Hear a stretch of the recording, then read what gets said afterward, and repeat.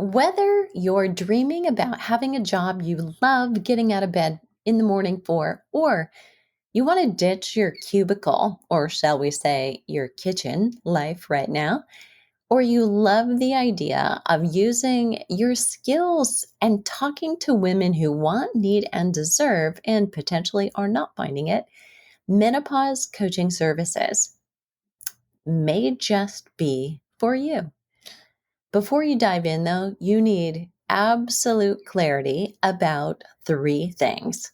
Now, I can assure you that if you're brand new to running your own business, some of these terms I'm about to say may be foreign, but stay with me. In just a very short amount of time, these things will all be easy and effortless and you'll have perfect clarity around them. I'm Deborah Atkinson. You're listening to the Voice for Fitness Professionals podcast, where I often and almost always address marketing and sales strategies so that you can be anything but salesy, pushy, and sleazy, delivering a service that men and women want, need, and deserve now more than ever, where we need a buff immune system, even over buff biceps in a tush. And we need more people who really want to deliver high quality service, who aren't just marketers, but who actually have heart and they have the knowledge and the skills to support women in coaching. And let me assure you that if you're not a personal trainer and you're wondering, is this the right place? Should I even be here? You absolutely should, because it's not too late to consider becoming a menopause coach. And there's a difference between the expertise and the advice and the science necessary to actually be a personal trainer and the skills necessary to support someone through behavior change and coach those skills with some information about what the possibilities are. And the speed line from starting to actually being up and running is much shorter. So I'm Deborah Atkinson, and I'm so glad you joined me here. We're going to go through some of the things that I know that you really need. Before we dive into those, this episode is brought to you by the Flipping 50 Fitness Specialist. But the news is right now, as of November, this is the Flipping 50 Fitness Specialist 2.0.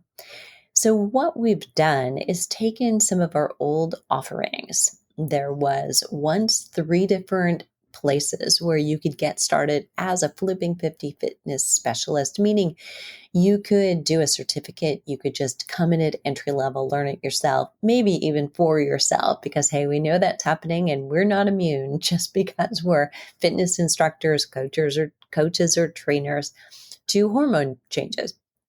But what I've done is narrowed it down. So we're offering one consolidated program, and here's why, and here's what's happening.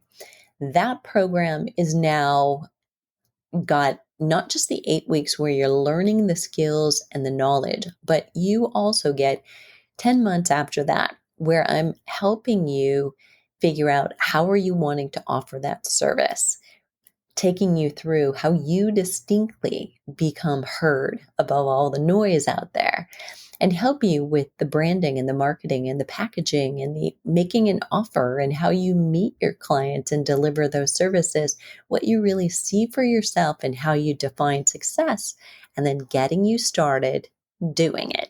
I'm going to put the link to a masterclass where I'm going to explain what does that program look like, who's really the best candidate for that program, and what could you expect. So you'll know and you can make a decision. Does this feel like a fit for me? Is this something I really want to do? And do I want to do it now? And you'll find that in the show notes, and that'll be at fitnessmarketingmastery.com/menopause coaching. Okay, let's dive in. You're going to absolutely need clarity about 3 things. Number 1 is where you get your leads. So just to make sure that you're tracking with me, your leads are those people who are not yet clients, customers. They haven't paid you anything yet, but they're giving you indications that they may be interested in becoming a client. So are you with me? That's important. So you've got to be absolutely clear about where are these leads going to come from. And maybe you're going to call 5 friends and say, look, I'm now doing this coaching and I think I can help you. Here's how. That's easy. But after you've exhausted all of your friends and even your relatives, whether or not you're from a big family, there's got to be something more to continue to feed what we call the funnel. So where are those leads going to come from? And I'll talk a little bit about that. And then how you convert them. So once you have a lead, say you're talking to somebody who's a perfect candidate, you could help them and you know it. How do you actually get them to say yes and give you money in exchange for your service? And the third thing you have to get clear about is how do you deliver the transformation that you're promising and that they want? That's super important. So whether it is they want weight loss, whether it's they want to sleep, they want more energy, they want a better libido, they want to stop those nasty hot flashes, or all of the above in the case of many of my clients, you've got to know what is that transformation and how do you specifically deliver it? What's your unique angle, the way that you do it, the system, the method that you use. Now, with those, knowing where your leads come from, how you convert them, and how you deliver the transformation they want, we can go into more depth on each one of those. So let's start with the leads. That's all about knowing who's your ideal client. We call that your avatar. So you've got to know who that is and how well you really know what they want, what they hate, what they need, and what have they already tried. Those are some of the key things you need to know. And I promise you, even though you may be a woman in menopause, you may have gone through it and feel like I'm an expert. I know, I've been there. You're only a study of one.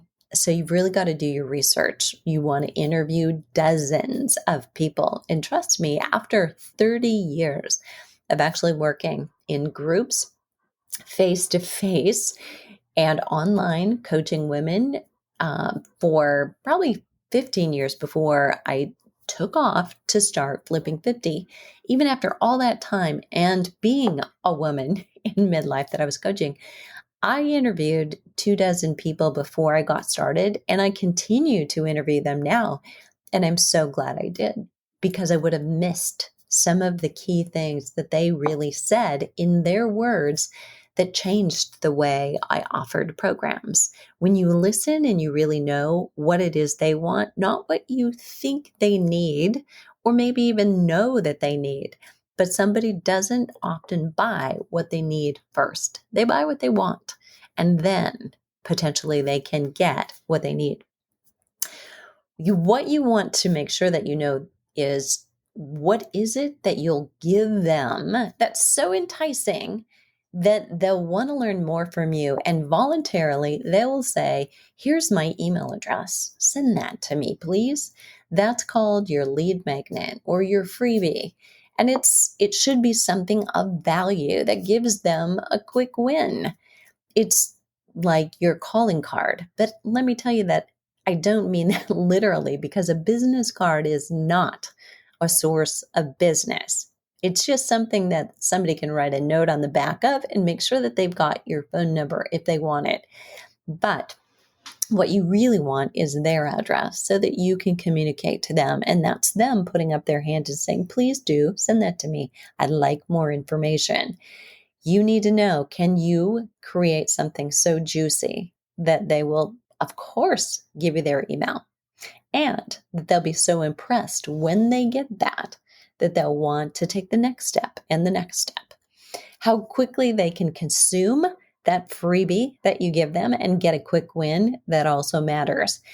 Actually, I've had before clients that I've worked with, meaning personal trainers I've worked with, want to create a book, like an entire book, at least 100 pages.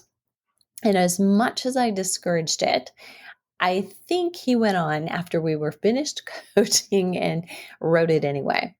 But that's really not what someone wants in a lead magnet. Now, somebody who already knows you and loves you may read that out of respect for you, but that should be something someone pays for. And the content should be something that is really going to wow them. But someone in a freebie wants to know, how do I improve my workout today in an hour? I'm going to work out. Give me a warm up that I should be doing. Give me core exercise that I should be doing, or tell me the 5 mistakes that are most common about core exercise so I don't make one today. Those quick consumables are really your best friend. And then clarity is really important here too. Is your message really absolutely clear to them? Have somebody else or 5 somebody else's read that freebie or watch it if you're giving them a video or maybe creating an audio, listening to it. Make sure that your message is absolutely clear and it is directly related with their number one problem that they want solved.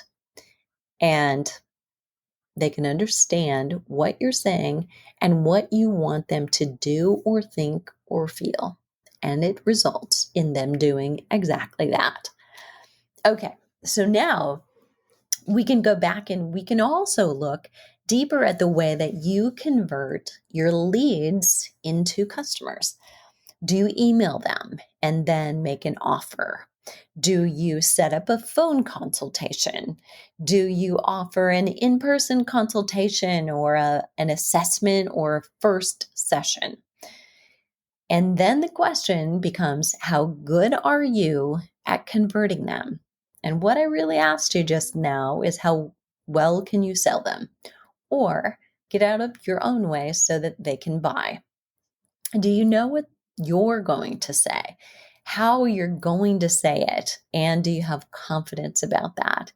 When you've got some experience in sales, you know that it doesn't matter if we're talking about diamonds or we're talking about produce or we're talking about personal training or coaching.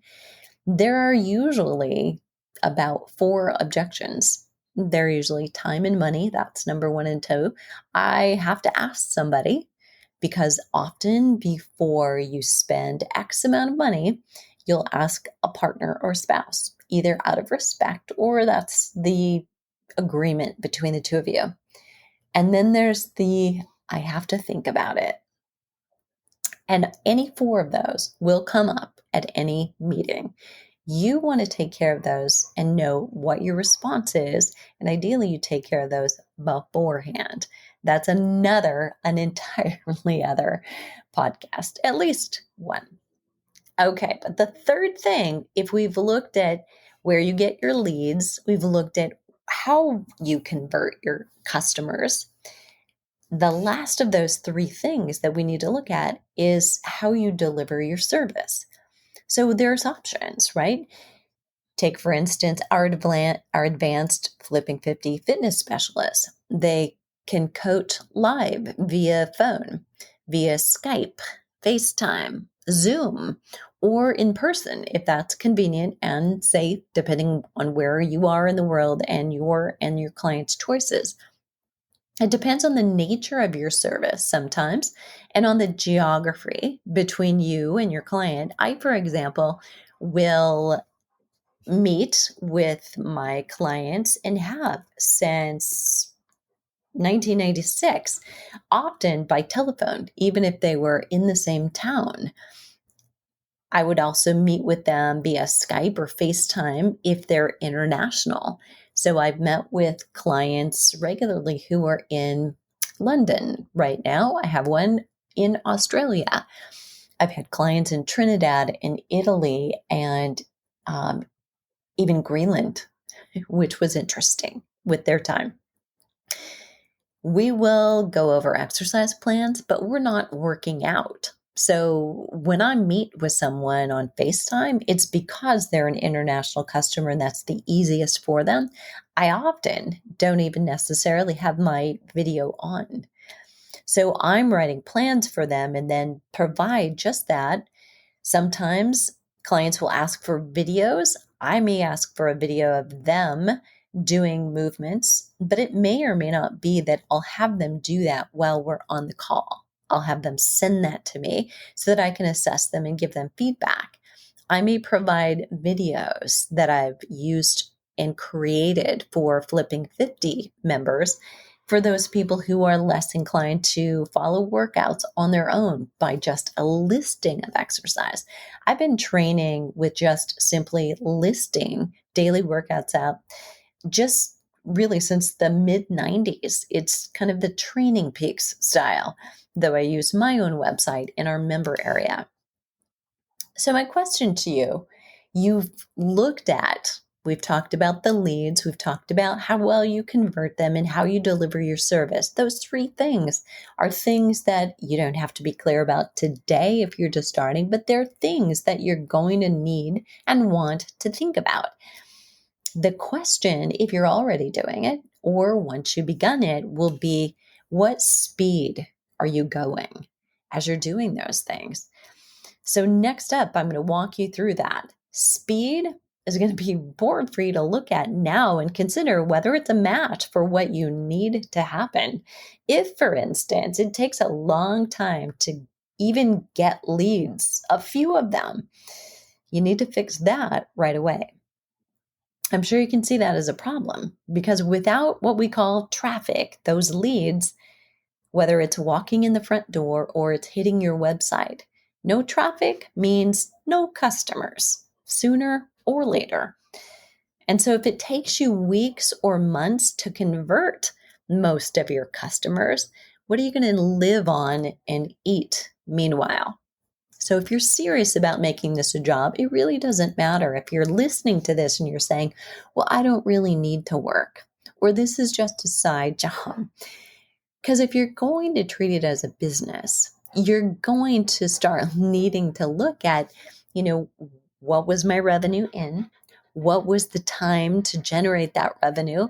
Because no matter what, some amount of energy and time and potentially money for software and tools that you'll use online and for advertising, maybe for clothes to look a certain way. Those things will cost you. So you want to make sure, am I making a wise business investment and decision about the time to gaining revenue versus the time to expense? Because I'll tell you what, my experience has been that the expenses come in a lot faster than the revenue does. Hence, back in 2013, I put my house up for sale. Instead of putting up Christmas decorations, I was taking down all the pictures off the wall. Now, fast forward and don't let me scare you. I've made all the mistakes. I've learned a lot of lessons and I can keep you from learning them. Had I not made that move, I wouldn't be where I am today. And if I was loving my life and my work and my revenue at that point, I'm today making over 7 times that. It's been well worth it. And I love my freedom, my flexibility, and the time I spend both on my work and away from my work so much more. So what we need to do is start looking for you. The goal would be that once you've listened to what your ideal customer wants to buy, you've interviewed them, you've created that, and you sell that, and they've been waiting and excited to get it. Or if they're new to your list, then they'll want to buy it with a predictable time or within a predictable time because it's a great fit for exactly what they wanted. When things become more predictable, as far as how long it will take you to get new clients, get new customers, after you get leads, you can relax a little about having a stable revenue. To increase it, you would just do more advertising until it's not working. And that's pretty easy, my friends. You also have to ask not just how fast you're able to do it, but whether it's effective. So here's how to do that. You look at how effectively you're doing all these things, and you look at it like this. What's the rate of conversions on your leads? So you get 10 people in the door today. How many of them end up buying? And of course, you've got to know a little bit about how soon do they buy. Some people will make up their mind and do it right away, but that's a small percentage. And how are you going to nurture the other people and continue to talk to them until they do decide? Because a lot of people like to think a little bit more about their decisions, and they need to be in the right place. It needs to be the right time for them. Some of us, and potentially this is you and I, we are movers and shakers. If you're even thinking about becoming somebody who's a solo entrepreneur, you like to do things pretty quickly. And no matter what happens after listening to this, you'll decide, do I take the next step and come to the masterclass? And if you come to the masterclass, you will decide, yes or no, do I take the next step? And we decide quickly. A lot of people, though, like 85% of them, don't. And maybe you're in that number too. Doesn't make any of us better or worse than the rest. But there is for a business owner who's got to make sure they've got predictable revenue because, hey, the light bill, electricity bill, water bill, the mortgage, or your rent come on a regular basis. So you pretty much got to figure that one out. And let's talk about how well you're converting. And that number again, if you're converting less than 40%, say just 4 out of those 10 people end up becoming a customer, there's a gap between the quality of the leads that you're getting and the messaging you're giving them and the product or service that you're trying to sell them. Something isn't a fit. So you want to be sure that you know those numbers so that you can go back and fix it and say, you know what? I don't think these leads are quality. It'd be like having an Instagram account and paying for just a large number of followers who are probably bots or from a different company and are never your customers. That's not going to help you. In fact, it's actually going to hurt you because it's going to distract you and it's going to hurt other people coming to your account because you know how they do the algorithm, right? If certain people like your account, they show it to more of those kind of people. Well, if they're fake or from another country and not the age demographic that you want to target, that hurts, not helps. You got to get just real people. Focus on that. Fewer, but of the right people is the right direction.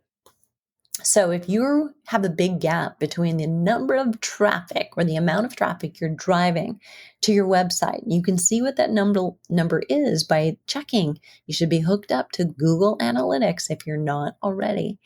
Or you've got a large number of people coming to Facebook Live that you're offering to teach something or into a group. If those people are not converting, you got to take a look at the gap between your messaging and what it is that they want and what it is you're offering. Somewhere there's a problem. Depending on the sophistication of your CRM, that's what we call your customer relationship management. You're going to be able to do some really high quality measuring, which is the other thing we've got to talk about. Measuring what matters. So it's not just that 40% or more convert. The big question is, are you measuring, say, the number of leads that you get within a period of time? And are you measuring then the number of those leads that convert within a specific period, depending on your campaign? And what I mean by that is, if you have a $10 widget, you don't have to have a very long campaign. They could opt in. You could tell them, hey, you might like this too, and they might just buy it. But if your personal training package is $1,000 and somebody just learned about you, Probably you don't want to say, oh, hey, by the way, we're having a sale today. You can get this for $1,000. No matter who it is, that's a little high, right? It's too much too soon for somebody who doesn't yet know you and trust you. So what you want to do is make sure that you're sending them nurturing emails, maybe with videos in them or audios in them, or your best podcast episodes or best YouTube videos in them. So they get to know you, get to know the content very specific to what it is that they want to learn. And then you make an offer down the road. So you would have, for a higher ticket item, a higher priced product or service, a longer email sequence. So maybe it's 5 or 6 emails. Whereas for something that's $10 or $20, it may be just 1 or 2 emails. That's it. We don't have to think too much about those things. So think about who's your demographic. What do they think about money? Are they people who budget, or are they people that can afford it? They're retired and they're willing to spend it on their health. Those are different kinds of timelines, but measure that. So you want to measure how quickly they convert and the number of those leads that convert later. Remember those, I got to think about it a little bit longer. But if they're still on your list and opening up your emails and they haven't deleted you and quit or unsubscribed, there's still a chance that you can re-engage them. So your CRM, that customer relationship management, and if you are all new to this, and this sounds like, again, alphabet soup, like what did she say? This is all new to me. You do still belong here. Just stay put, because it wasn't very long ago that all of these things I didn't know either. And so you will know it very quickly, and it will be easy and effortless to understand. You'll be totally clear. You want to be able to track where your money is coming from. So if you sell more than one product, or maybe more than one personal training package, maybe you sell packages of 5 and of 10 and of 20, and maybe you're somebody who discounts the more someone buys up front. I don't love that, by the way, because that just devalues your service. And it says that the longer you train with a client, the dumber you get and the less valuable you are. And the opposite is true, right? You're smarter, you know them better, you know what they need. So think about that. But we're not going to change your pricing structure right here. But what you do want to know is, do you sell more of the 10 session packages, more of the 20 session packages? What do you sell more of? And look at those products, and then look at how much time do you spend delivering that kind of service, and how much effort, how much energy do you spend doing it? And are you putting your time and your energy in the right place? Or do you need to change some things? How much do you make from products that you can look at, that maybe you can minimize the time that you have to actually be on the job? But what you want to know is if you have a profit margin. So you can start taking things more seriously about what to do more of and what to do less of. A menopause coaching service like that of Flipping 50 Fitness Specialists is a business. So above all, you want to treat it like one. Whether you want to coach 10 hours a week or you want to coach 40, customers expect a level of service that can only come from you investing in yourself, your business, and delivering your best over time. I'll link in the show notes to a masterclass where you can get more information about how to learn more about the business side of personal training and health coaching. I can definitely spare you a few mistakes and help you find your distinguishing factors that make you exactly the coach that somebody is looking for. You can find the show notes today at fitnessmarketingmastery.com/menopause coach. What are you waiting for? The world needs you right now more than ever.